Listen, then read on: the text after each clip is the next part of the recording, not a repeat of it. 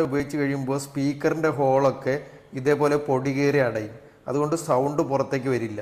അതേപോലെ തന്നെയാണ് ഫോണിൻ്റെ മൈക്കും. ഈ ഭാഗത്താണ് മൈക്ക് വരുന്നത്. ആ മൈക്ക് ഇതേപോലെ പൊടി കയറി അടഞ്ഞു കഴിഞ്ഞാൽ നമ്മൾ ആർക്കെങ്കിലും ഫോൺ ചെയ്യുമ്പോൾ നമ്മൾ പറയുന്നതൊന്നും അവർക്ക് മനസ്സിലായില്ല.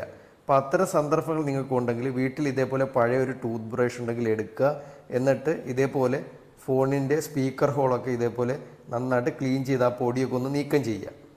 അപ്പോൾ ഫോണിൻ്റെ സ്പീക്കറിൻ്റെ സൗണ്ട് കൂടുന്നതായിരിക്കും. അതേപോലെ തന്നെ മൈക്കിൻ്റെ ഭാഗത്തും നിങ്ങൾ ഇതേപോലെ ക്ലീൻ ചെയ്ത് കൊടുക്കുക. അതേപോലെ തന്നെ ഫോണിൻ്റെ മൈക്ക് വരുന്നത് ഈ ഭാഗത്താണ്, താഴ്ഭാഗത്താണ്. അവിടെ നന്നായിട്ട് ക്ലീൻ ചെയ്യുക.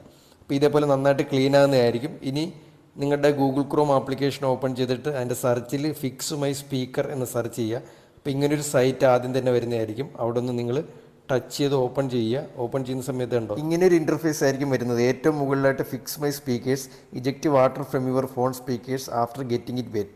താഴെ ഒരു വാട്ടറിൻ്റെ സിമ്പിളും ഒരു സ്പീക്കറിൻ്റെ സിമ്പിളും കൂടെ കാണിച്ചിട്ടുണ്ട്. അവിടെ നിന്ന് ക്ലിക്ക് ചെയ്ത് കഴിഞ്ഞാൽ പ്രത്യേക രീതിയിലുള്ള വൈബ്രേഷനും സൗണ്ടും പുറത്തേക്ക് വരുന്നതായിരിക്കും.